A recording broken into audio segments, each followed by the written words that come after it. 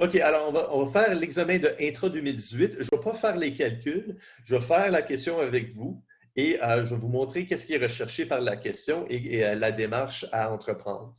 La question numéro 1 de votre examen va tout le temps être la question la plus facile. Alors, je mets tout le temps la question la plus facile numéro 1. Pourquoi? Mes étudiants sont généralement stressés quand ils commencent leur examen. Et si la première question, c'est une question qui est relativement facile, ils ont le temps de se calmer pour cette question-là. Les questions 2 à 10, c'est là où est-ce que je vais tester vos connaissances. Donc, le taux effectif est de 4,55 taux d'intérêt effectif. Un prêt hypothécaire de 425 000 est amorti sur 25 ans avec des paiements mensuels en fin de période, donc 300 paiements mensuels. Calculez le montant de la mensualité, alors le paiement mensuel. Donc, notre taux d'intérêt, c'est 4,55 annuel. On doit le convertir en taux périodique mensuel. Alors, au tout premier cours, c'était quelque chose qui était assez compliqué. Par contre, je vous ai dit que rendu le cours 3, 4 et 5, c'est de seconde nature. Donc, si vous êtes au cours, en ce moment, vous n'êtes pas capable de convertir un taux effectif à un taux périodique, je veux dire, c'est peut-être le temps de regarder la date d'abandon du cours. Alors, 1 plus le taux effectif est égal à 1 plus le taux périodique à la puissance nombre de périodes. En conséquence, on trouve le taux par mois qui est de 0,37 et la valeur actuelle de 300 paiements de la mensualité à ce taux d'intérêt est égale à 425 000 Donc, R, c'est le paiement, N, c'est 300, I, c'est le taux d'intérêt, present value, c'est 425 000. Donc, la mensualité, 2 352. La première question, c'est la question la plus facile. Généralement, si on rate la question numéro 1, je commence à me poser des questions si la personne va toujours être là en revenant de l'intra. Question numéro 2. Le taux d'intérêt effectif est de 4,85 Un prêt de 1,2 million est amorti sur 20 ans avec des paiements mensuels en fin de période, donc 240 paiements. Calculez le montant du principal remboursé dans la troisième année. Donc, pour cette question, alors c'est quasiment certain que j'ai 3 groupes, je vais avoir 30 questions. Donc, c'est quasiment certain qu'au moins un groupe va avoir une question où est-ce que je vais demander soit le principal, soit le solde du prêt ou soit l'intérêt crédité avec un certain paiement. Donc, calculer le montant du principal remboursé dans la troisième année. OK. Alors ici, je ne demande pas quel est le montant du principal remboursé dans le troisième paiement. Je demande quel est le montant du principal remboursé dans la troisième année. Donc, les paiements se font à la fin de chaque mois sur 20 ans, donc 240 paiements. Donc, il y a deux façons normalement de calculer le principal dans un paiement. On calcule le solde au début de la période, multiplié par le taux d'intérêt par période, et ça donne l'intérêt crédité par période, et on soustrait cette valeur au montant de la mensualité. Ou la deuxième façon qu'on peut le faire, vous trouvez le solde du prêt au début de la période et le solde du prêt à la fin de la période. Et la différence entre les deux, c'est le principal qui est remboursé. Donc, c'est peut-être la meilleure façon de le faire ici. Donc, on convertit le taux effectif en taux mensuel et on calcule le montant de la mensualité. Alors, 1 200 000, c'est remboursé avec des paiements de 7,7 000 par mois. Donc, pour savoir quel est le principal remboursé dans la troisième année, on regarde quel est le solde du prêt après 2 ans, on regarde le solde du prêt après 3 ans, et la différence entre les deux, c'est la valeur du prêt qui a été remboursé. Donc, après 2 ans, ça veut dire après 24 mois, on a remboursé 24 paiements sur 240. Donc, il en reste 216. Le solde du prêt, c'est la valeur actuelle des 216 paiements qui restent de 7 751. Donc, ça nous donne le solde du prêt après 2 ans. Après 3 ans, on a effectué 36 paiements sur 240. Donc, le solde du prêt, c'est la valeur actuelle des 204 paiements qui restent. Donc, on calcule la valeur actuelle des 204 paiements qui restent. Et la différence entre les deux, c'est le montant du principal qui a été remboursé. J'ai plusieurs étudiants qui ont essayé de trouver le solde du prêt après 3 ans, le capital remboursé après 3 ans, en calculant le solde après 2 ans. et tout simplement en faisant le calcul pendant 12 mois.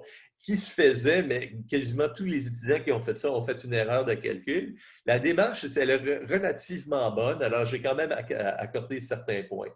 Mais la meilleure façon, c'est de calculer quel est le solde du prêt au début de la période, solde du prêt à la fin de la période.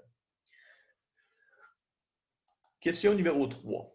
Le taux effectif est de 5,2 %. Un prêt de 510 000 est remboursé sur 15 ans avec des paiements semestriels, donc 30 paiements en fin de période. Calculez le montant des intérêts payés avec le 9e paiement. Encore une fois, je répète, solde du prêt, intérêt pour une période et principal pour une période. Sur 30 questions, au moins, je veux dire, vous devriez vous attendre à recevoir au moins une question dans ces trois, peut-être même plus qu'une. Alors, quel est le montant des intérêts payés avec le 9e paiement? Donc, on doit regarder le solde du prêt au début de la période. Donc, après 8 paiements, quel est le solde du prêt? C'est la valeur actuelle des 22 paiements qui restent. Alors, on calcule le solde du prêt en début de période multiplié par le taux d'intérêt pour une période et c'est l'intérêt qui serait crédité avec le 9e paiement. Donc, on convertit le taux effectif en taux semestriel. On calcule la valeur, le montant du paiement semestriel. Alors, 30 paiements de 24 000 vaut 510 000 au temps t est égal à 0. Après 8 paiements sur 30, il nous reste 22 paiements à effectuer. Alors, le solde du prêt après 8 paiements, c'est la valeur actuelle des 22 paiements qui restent, qui nous donne 409 000. Et si on prend 409 000 fois le taux d'intérêt pour une période, ça, c'est l'intérêt qui serait crédité avec le 9e paiement. Donc, 10 508. Erreur très commune, je vais avoir des étudiants qui vont, pour le calcul des intérêts du 9e paiement, j'ai beaucoup d'étudiants qui vont calculer le solde du prêt après 9 paiements fois le taux d'intérêt. Ça, c'est l'erreur la plus commune. Question numéro 4, le taux mensuel est de 1 %. Donc, I12 sur 12 est égal à 1 %.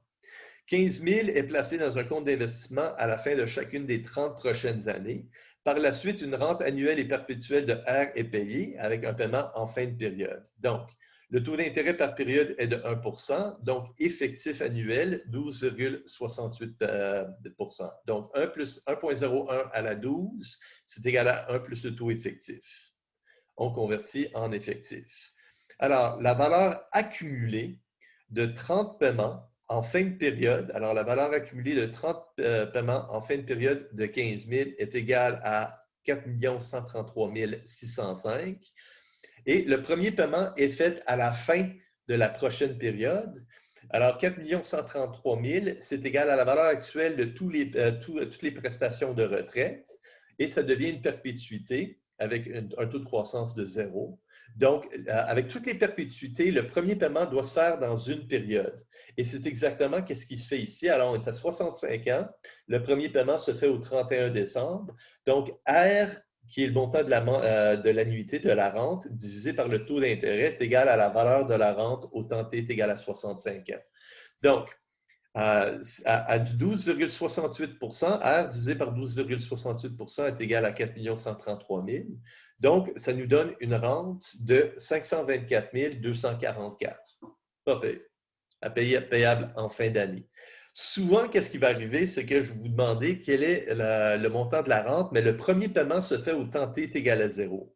Donc, un ajustement est nécessaire à être fait. S'il y a un paiement qui se fait au temps t est égal à 0, le montant actuel de la rente, c'est alors R divisé par le taux d'intérêt. Le premier paiement se fait dans une période et est effectué à chaque année perpétuellement.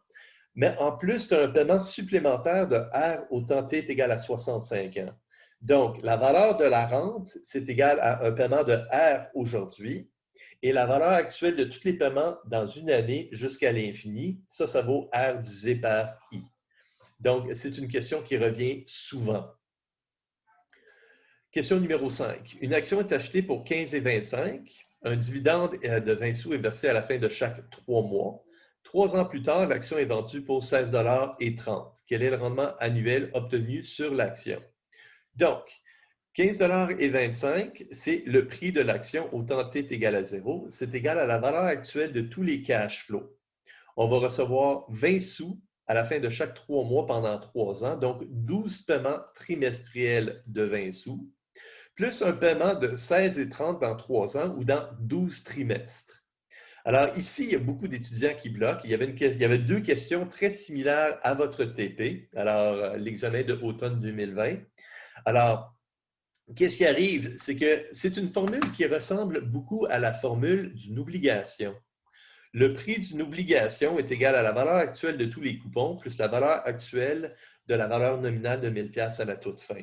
Donc, avec votre calculatrice, vous pouvez calculer le taux d'intérêt. Le prix, present value, 15,25. Le coupon, ici, un dividende de 20 sous. Le taux d'intérêt, c'est ce qu'on recherche. La valeur future, alors la valeur à la toute fin, future value, 16,30. Et N est égal à 12 paiements trimestriels. Donc, on est capable de calculer compute I, ça nous donne le taux d'intérêt trimestriel, 1,83. Alors, 1 plus I4 sur 4 à la puissance 4 est égal à 1 plus le taux effectif. On est capable de trouver en conséquence le taux de rendement effectif, le taux de rendement de l'action.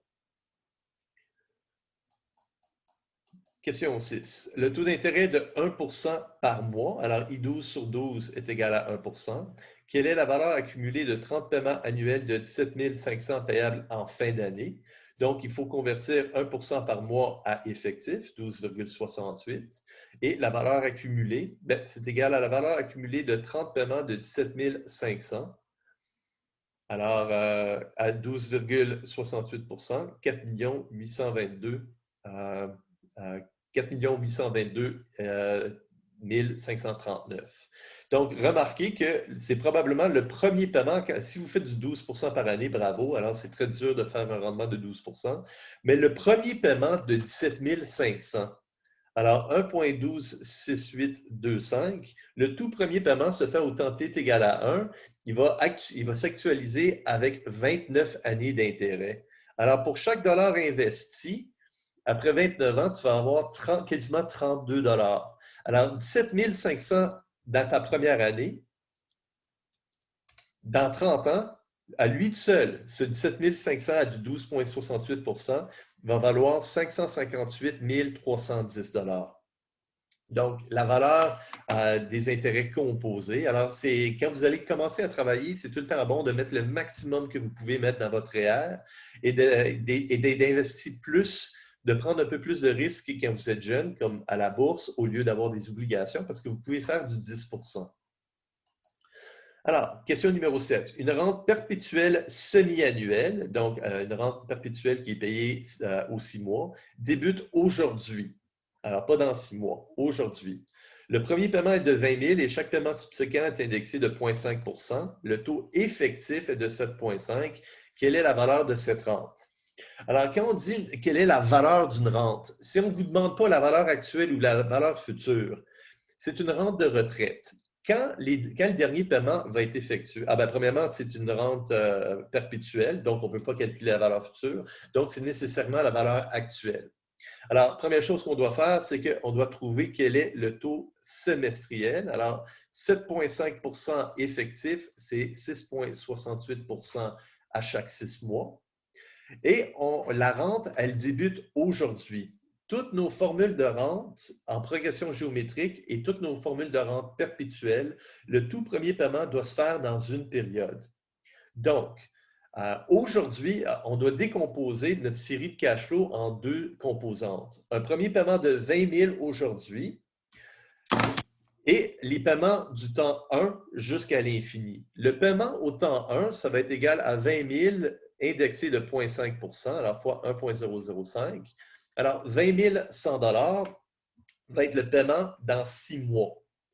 Et la valeur actuelle de tous les paiements à partir de 6 mois jusqu'à l'infini, c'est tout simplement le cash flow au temps 1 divisé par R-G. Donc, si 20 000 est payé aujourd'hui, on va avoir 20 100 $ qui va être versé dans 6 mois. Et 20 100 $ divisé par I-G, c'est égal à la valeur actuelle de tous les cash flows du temps 6 mois jusqu'à l'infini. Et en plus, on a un 20 000 qui est versé aujourd'hui. Donc, on doit décomposer ça. Alors, je répète, pour toutes les formules de progression géométrique et toutes les formules de perpétuité, la formule ne fonctionne que si le premier cash flow est dans une période. Une autre façon de faire ce calcul, c'est que vous pouvez vous placer Faire le calcul de valeur actuelle au temps t est égal à moins 6,5. Alors, il y a 6 mois. Et on fait le calcul au temps t est égal à moins 6 mois fois 1 plus i à la 1/2 pour ramener ça au temps t est égal à 0. Donc, problème numéro 8. Un travailleur âgé de 25 ans aujourd'hui placera 18 de son salaire dans un REER à la fin de chacune des 40 prochaines années. Son salaire pour la prochaine année, alors l'année prochaine, c'est 45 000. Il s'attend à des augmentations salariales de 3 par année. Donc, 18 de 45 000 va être mis dans son REER l'année prochaine. Et chaque année subséquente, son salaire augmente de 3 donc sa contribution va augmenter de 3 Alors, le taux de croissance est de 3 À 65 ans, il prévoit prendre sa retraite avec des prestations annuelles perpétuelles en fin d'année. La rente sera ajustée au taux d'inflation de 2 Donc, après la retraite, le taux de croissance des prestations sera de 2 Le taux du REER est de 10 avant la retraite et 7 après la retraite. Donc, normalement, quand on est avant la retraite, on peut prendre plus de risques, on peut être investi plus à la bourse. Donc, avant 65 ans, on a plus un portefeuille investi dans des actions. Donc, on peut s'attendre à un taux de rendement plus élevé. Après la retraite, par contre, on ne peut pas accepter une perte annuelle dans une année de moins 50 Donc, on a tendance à être plus investi dans des obligations. Donc, on prend moins de risques, donc on a moins de rendement attendu. Alors, calculer le montant du premier paiement de rente. Donc, quelle est la valeur accumulée des 40 paiements dans le REER? Donc, c'est tout simplement une rente en progression géométrique avec 40 paiements. Le premier paiement, c'est égal à 18 de 45 000 et la valeur fois 1 plus i à la n fois 1 moins 1 plus g divisé par 1 plus i à la n divisé par i moins g. C'est la grosse formule. Et ça nous donne la valeur de la rente à 65 ans. Alors, la valeur accumulée à 65 ans, 4 859 678. Ça, c'est égal à la valeur actuelle maintenant de toutes les prestations. Alors, à 65 ans, on a accumulé plein d'argent jusqu'à 65 ans. On a notre moton, 4,8 millions. Ça, c'est égal à la valeur actuelle de toutes les prestations de retraite qui sont attendues, mais ces prestations de retraite vont être escomptées à du 7 Le premier paiement se fait dans une période. Alors, la valeur au temps 65 est égale au montant de la rente au temps 66 divisé par I moins G. Donc, le montant de la rente à 66 ans divisé par le taux d'intérêt moins le taux de croissance, on isole R qui est égal à 242 983.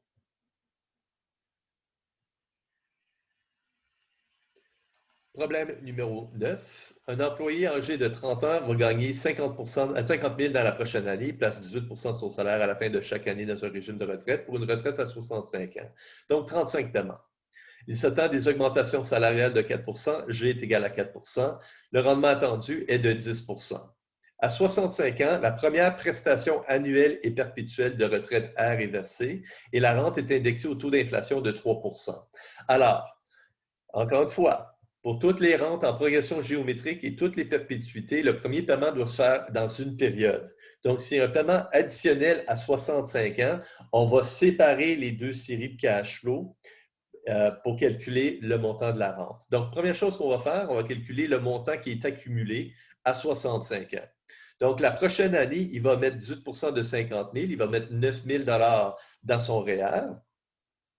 Et chaque paiement subséquent va croître à du 4 Donc, de 30 à 65 ans, il y a 35 paiements.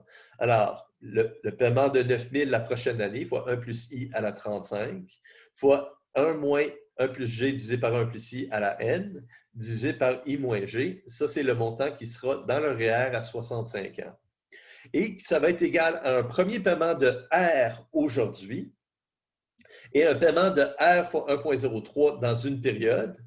Alors, la valeur de tous les paiements d'une période jusqu'à l'infini, c'est égal à la prestation dans une période R fois 1,03 divisé par I moins G. Donc, on a juste besoin par la suite d'isoler notre R. Donc, R est égal à 230 000 Pas pire pour une prestation, pour une prime de 9 000 à 30 ans. Question numéro 10. Les dividendes sont versés en fin d'année. Un portefeuille composé de 4 titres. ABCD. Alors, j'ai 1000 titres. Au 1er janvier de 2017, le prix de l'action était de 30,12 $. Le prix, une année plus tard, alors ça a baissé de 29,87 et un dividende de 1,21 a été versé. Même chose, le titre B, le nombre, le prix au début de l'année, le prix à la fin de l'année, le dividende versé. Et la même chose pour C et D. Calculer le rendement du portefeuille en 2017. Donc, il y a deux façons que vous pouvez le faire. Soit que vous calculez la valeur du portefeuille au début de l'année, la valeur du portefeuille en fin d'année et la valeur des dividendes en fin d'année. Et la différence fin d'année, début d'année, c'est les gains pendant l'année divisé par la valeur au début de la période et ça vous donnerait votre rendement de l'année. Ou vous pouvez faire comme on a fait au cours 4 avec les diapos, c'est que pour chaque titre, vous calculez quel est le pourcentage investi dans le portefeuille et vous calculez le rendement du titre. Ici, je trouvais que c'était plus facile de calculer la valeur du portefeuille au début de l'année. Alors, nombre d'actions fois prix de l'action plus nombre d'actions fois prix de l'action, ainsi de suite. La valeur du portefeuille au début de l'année, c'était 88 239. La valeur en fin d'année, c'était nombre fois prix, nombre fois prix, nombre fois prix, nombre fois prix. Alors, à la fin de l'année, le portefeuille valait 94 274. Et j'avais 1000 dividendes de 1,21, 200 dividendes de 1,98 et 500 dividendes de 0,8 payés en fin d'année. Donc, des dividendes en fin d'année de 2006.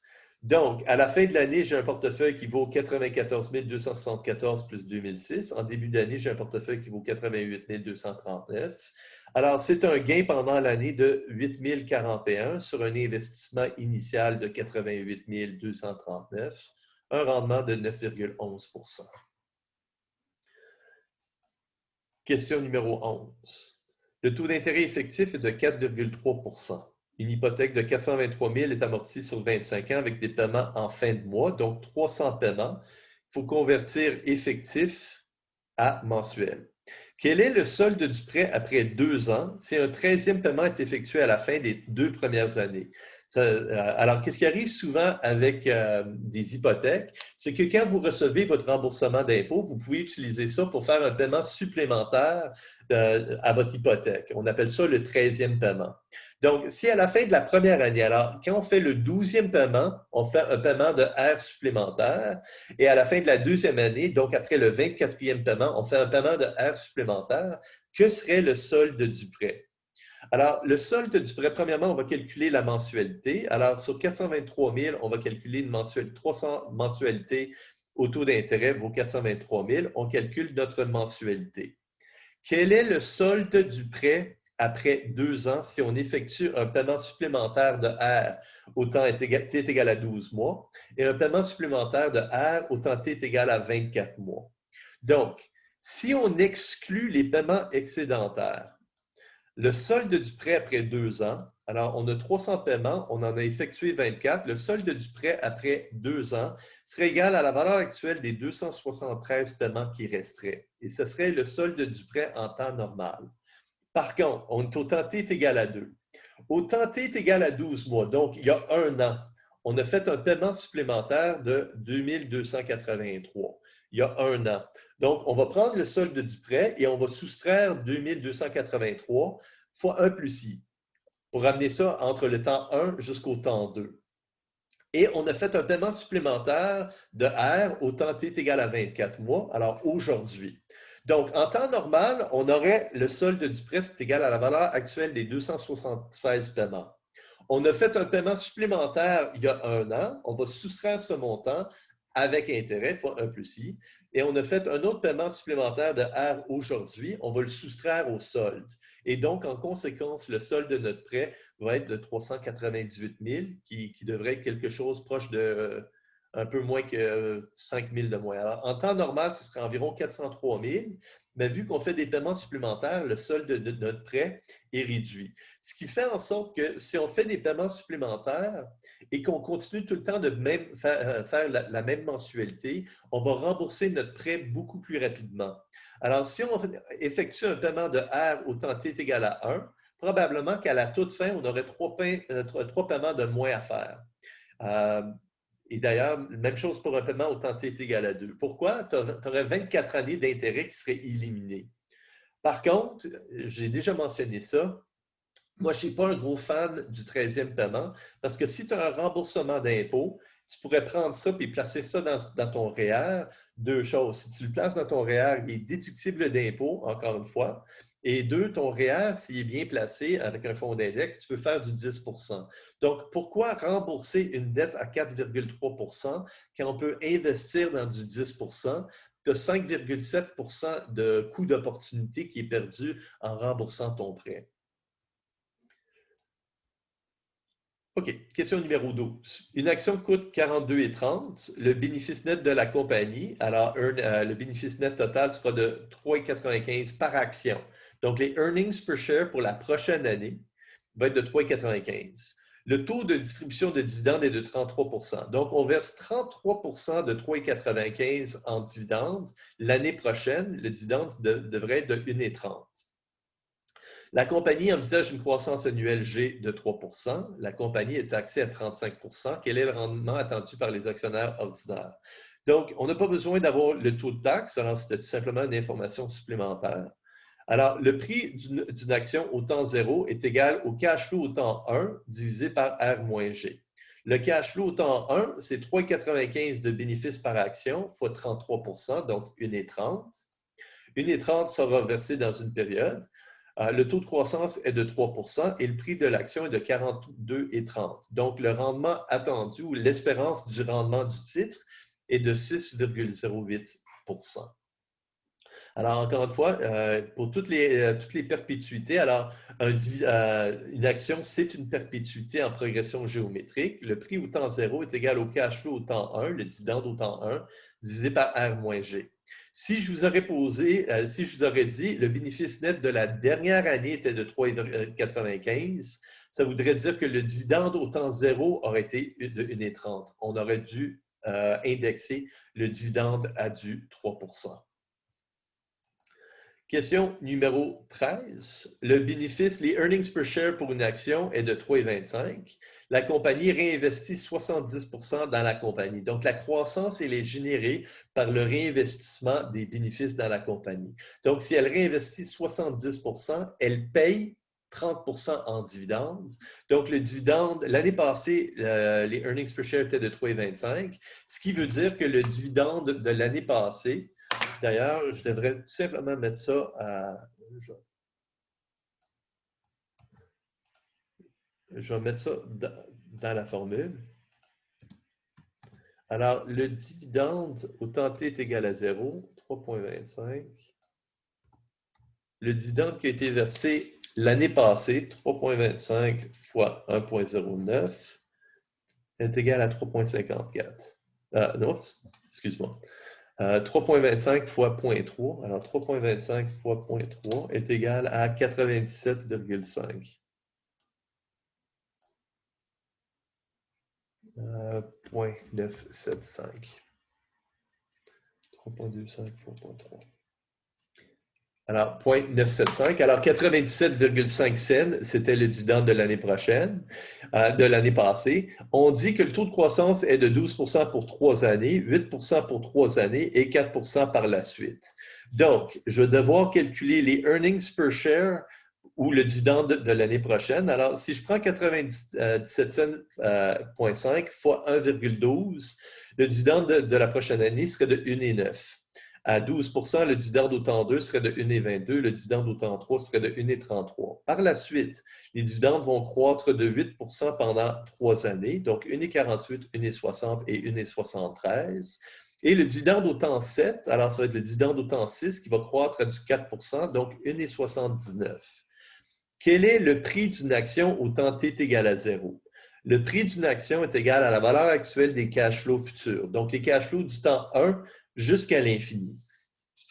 Les cash flows 1, 2 et 3, je les ai calculés. Les cash flows 4, 5 et 6, je les ai calculés. Donc, je peux les escompter au temps T est égal à 0. Par la suite, les cash flows 7 jusqu'à l'infini.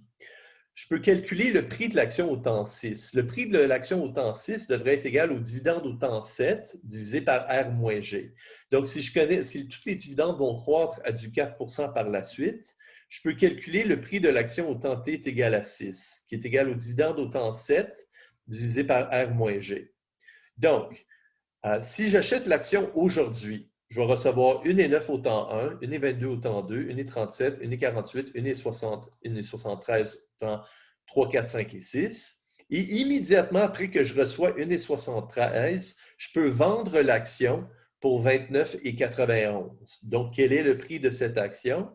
C'est la valeur actuelle des 5 premiers dividendes, plus la valeur actuelle du 6e dividende. Et immédiatement après que j'ai reçu le 6e dividende, je vais vendre l'action pour 29,91, le tout qui est ramené à du 10 au temps T est égal à 0. Donc, erreur commune, j'ai des étudiants qui vont calculer le prix de l'action au temps 7 est égal au dividende au temps 7 divisé par R moins G. C'est l'erreur la plus commune. C'est le prix de l'action est au temps 6. Donc, on laisse compte avec 6 périodes d'intérêt. Question numéro 14. Le prix d'une action de 15,25, l'action versera un dividende de 1,32 dans un an. Donc, le dividende au temps 1, 1,32. On s'attend à une croissance des dividendes de 2 G est égal à 2 Taux sans risque 3 rendement du marché 10 variance du marché 0,35, variance du titre 0,50. Quelle est la corrélation entre le rendement du titre et celle du marché? Donc, avec bêta, on est capable, le bêta du titre, c'est la covariance entre le titre et le marché divisé par la variance du marché. La corrélation entre le titre et le marché, c'est égal à la covariance divisée par l'écart-type du titre et l'écart-type du marché. Donc, on va commencer par calculer le rendement du titre. 15,25, c'est le prix, c'est égal au dividende au temps 1 divisé par R moins G. Alors, c'est R qui est l'inconnu. On est capable de trouver R qui est égal à 10,65. Le rendement des actionnaires est égal au taux sans risque plus bêta fois le rendement du marché moins le taux sans risque. Et en conséquence, on trouve bêta. Bêta, c'est égal à la covariance entre le titre et le marché divisé par la variance du marché. Donc, si on a bêta, on a la variance du marché, on est capable d'isoler la covariance entre le titre et le marché. Et la corrélation entre le titre et le marché, c'est égal à la covariance divisée par l'écart-type du titre et l'écart-type du marché. Donc, l'écart-type du titre, c'est la racine carrée de la variance. L'écart-type du titre, c'est la racine carrée de 0,5. Et l'écart-type du marché, c'est la racine carrée de la variance, racine carrée de 0,35. Donc, la corrélation entre le titre et le marché est égale à 0,915, qui est une corrélation qui est quasiment parfaite. Maintenant, dans votre TP, il y avait une question. Alors, le TP, c'était l'examen de automne 2020. Il y avait une question, est-ce que la corrélation, elle était parfaite? Et j'ai eu des étudiants qui ont tout le calcul de bon, mais avec l'arrondissement, ils sont arrivés à une réponse de 1,001. Ils se demandent pourquoi ils ont eu 3 points sur 5. Ce n'est pas une erreur d'arrondissement, ce n'est pas une erreur de calcul, c'est une erreur d'inattention. C'est une erreur qui est en fin de compte inexcusable. Ça veut dire qu'on a fait le calcul puis on n'a pas pris 2 secondes pour voir si notre chiffre avait de l'allure. Donc, la corrélation doit nécessairement être entre -1 et 1. Alors, c'est une corrélation qui est plus grande que 1. Je veux dire, ce n'est pas une erreur de calcul, ça, c'est une erreur de compréhension. De même chose, des fois, j'ai des réponses parce que j'ai un bêta sur un titre comme Apple. J'ai quelqu'un qui m'a donné un bêta de 14. Alors, ça, c'est vraiment pas une erreur de calcul, c'est une erreur d'inattention.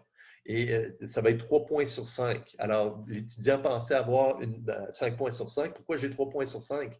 Explique-moi comment la corrélation peut être plus grande que 1. Alors, prenez 2 secondes quand vous avez calculé votre chiffre final. Si vous avez une corrélation, et c'est juste une erreur de calcul, mais vous avez une corrélation de 9,15 pour cette question-là. Et vous ne prenez pas 2 secondes pour voir pourquoi 9,15 c'est inacceptable comme erreur, vous allez avoir 3 points sur 5. Alors, ce n'est pas une erreur de calcul, c'est une erreur de compréhension. OK, question numéro 15. Une entreprise est financée par 100 000 obligations corporatives, 100 000 actions common et 100 000 preferred. Donc, le prix de chaque obligation est de 950 la valeur nominale de 1 000, coupon de 50 Donc, ici, on va vous demander quel est le coût du capital de la firme. Le coût du capital de la firme, c'est le taux d'intérêt que la firme utilise pour évaluer tous les projets futurs de l'entreprise. Donc, le WACC, le coût moyen pondéré du capital, c'est une moyenne pondérée de toutes les sources de financement après impôt. Donc, les intérêts sur la dette, c'est déductible d'impôt, mais les dividendes et les gains capitaux ne sont pas déductibles pour l'entreprise. Donc, on va calculer quelle est la valeur des obligations. On va calculer quelle est la valeur des actions ordinaires. Alors, 1 million d'actions à 45 100 000 actions privilégiées à 50 et 100 000 obligations à un prix de 950 Ça, c'est la valeur de la dette, la valeur des commons et la valeur des actions privilégiées. Donc, on est capable de calculer quelle est la valeur de l'entreprise, la valeur de la dette, la valeur des commons et la valeur des preferred. La somme des trois composantes, c'est la valeur au livre, la book value de l'entreprise. Donc, cette entreprise vaut 145 000. Erreur commune, je vais avoir des étudiants qui vont prendre 100 000 obligations à 1 000 $. C'est l'erreur. Alors, le 100 000 $, il est remboursé à la toute fin. Si on voulait rembourser l'obligation aujourd'hui, on pourrait la racheter sur le marché pour 950 et 23. Donc, la valeur totale de la dette, c'est 95 223 000. Donc, on calcule la valeur totale de la compagnie.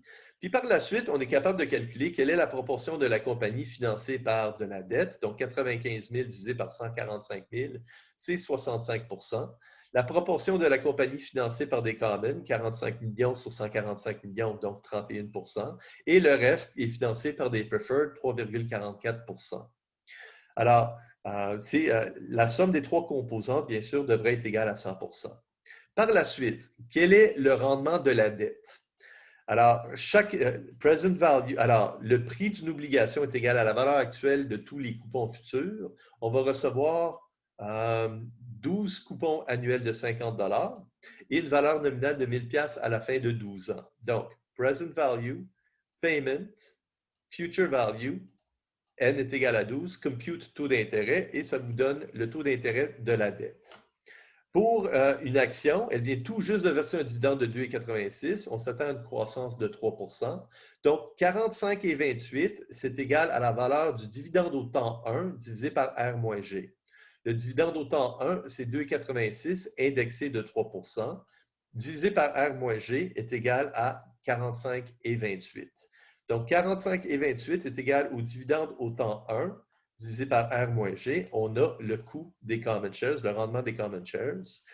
Et même chose pour des actions privilégiées. Alors, le dividende qui vient juste d'être versé de 2,46, donc le dividende dans une période va être indexé de 3 divisé par R moins 3 est égal à 50 qui nous donne le rendement des preferred shares.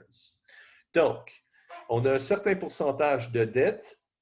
Alors, 65 de la compagnie est financée par de la dette à 5,58 Par contre, pour chaque dollar d'intérêt que je paye, je réduis mon bénéfice imposable de 1 $ et j'économise 30 sous en taxes. Donc, si je paye 1 million en intérêt, mon bénéfice imposable sera réduit de 1 million. Mes taxes seront baissées de 30 de 1 million, donc je vais économiser 300 000 en taxes. Donc, pour chaque 1 $ payé cash, j'ai 70 sous versés net. Pourquoi? C'est déductible d'impôt. Donc, si je paye 1 million en intérêt, j'économise 300 000 en taxes. Net, je paye 700 000 en intérêt après impôt. Donc, j'ai 65 de la compagnie financée par 5,58 après impôt. Alors, 5,58, c'est avant impôt, fois 0,7 parce que c'est déductible d'impôt. Je vais économiser 30 cents pour chaque dollar d'intérêt versé. J'ai 31 de la compagnie qui est financée par des commons à 9,5 et j'ai 3,44 financé par des preferred à 8,067 Donc, le coût moyen pondéré du capital, le weighted average cost of capital de cette firme, elle est de 5,94 Tous les projets futurs vont être escomptés, tous les cash flows futurs de l'entreprise pour tous les projets vont être escomptés à 5,794 pour trouver, la valeur marchande de l'entreprise et 2, la valeur marchande de tous les projets de l'entreprise. Donc, si on pense qu'un projet va coûter 1 million, puis on va avoir des cash flows de 100 000 pendant 10 ans, pendant une infinité, on est capable de calculer la valeur du projet en utilisant 5,794 %. Question 16 à 20. OK. Alors, je vous donne la question 16 à 20. Je vous donne la distribution jointe de X, Y et Z. Alors, il y a 5 de chance que X vaut 4 Y vaut moins 10, Z vaut 19, et ainsi de suite.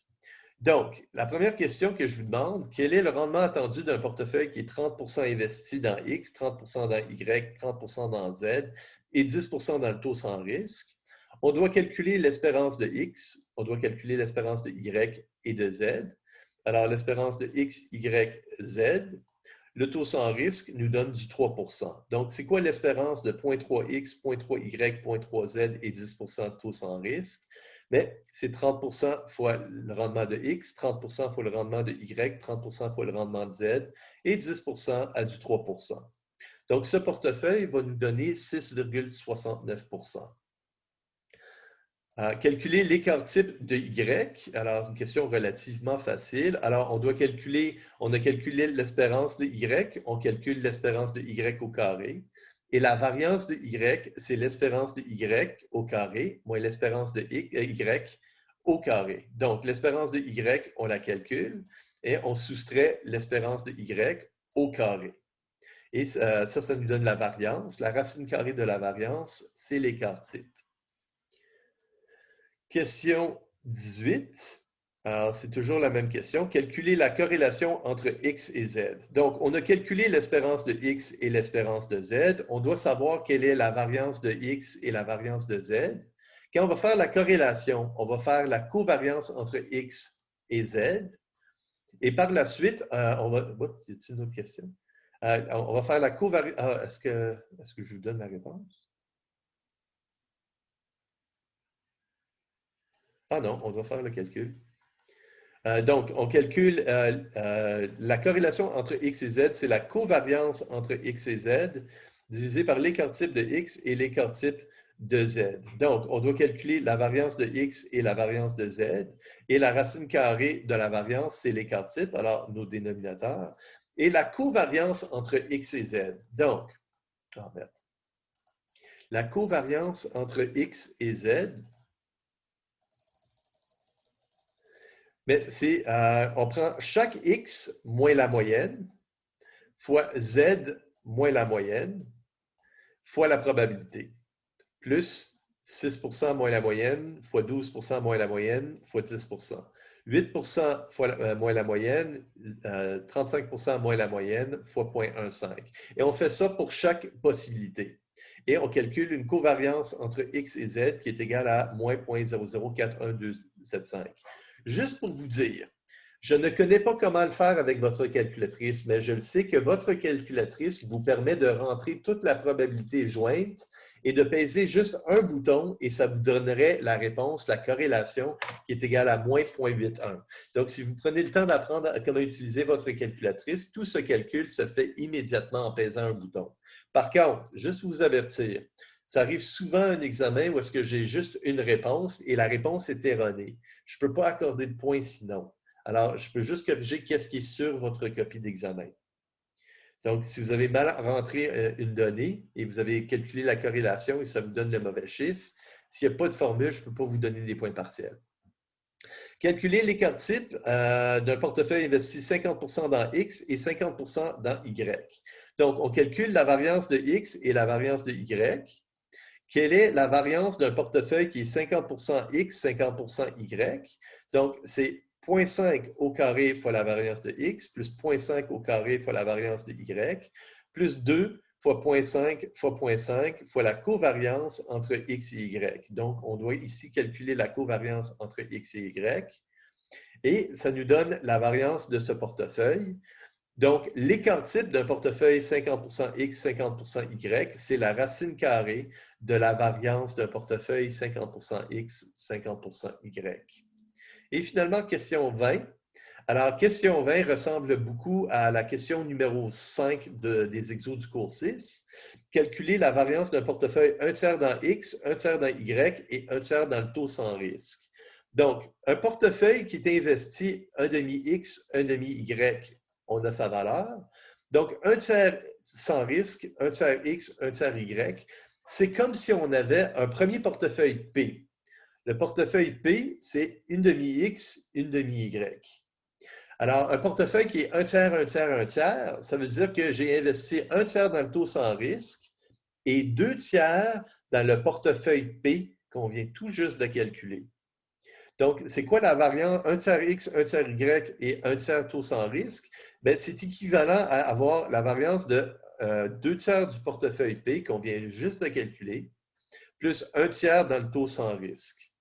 La variance du taux sans risque, c'est 0. Et la covariance entre le taux sans risque et n'importe quel titre ou n'importe quel portefeuille, elle est aussi 0. Donc, ce serait 2 tiers au carré fois la variance de P, plus 1 tiers au carré fois la variance du taux sans risque, qui est de 0, plus 2 fois 2 tiers fois 1 tiers fois la covariance entre le sans risque et le portefeuille P, qui est aussi de 0. Donc, ça revient tout simplement à 2 tiers au carré fois la variance du portefeuille P, ou 4/9 de la réponse de la question 19. Deux choses. Un, une question comme ceci, je suis l'erreur. Alors, plus que je vois de la démarche, plus que je suis capable de suivre l'erreur, plus que je suis capable d'attribuer des points. Mais vu qu'on a juste 10 questions, je ne vais pas avoir des questions qui suivent. Quand on était en salle de cours, je pouvais le faire parce que j'étais physiquement dans la salle de cours avec les étudiants. Donc, vous allez avoir 10 questions qui vont être complètement indépendantes les uns des autres.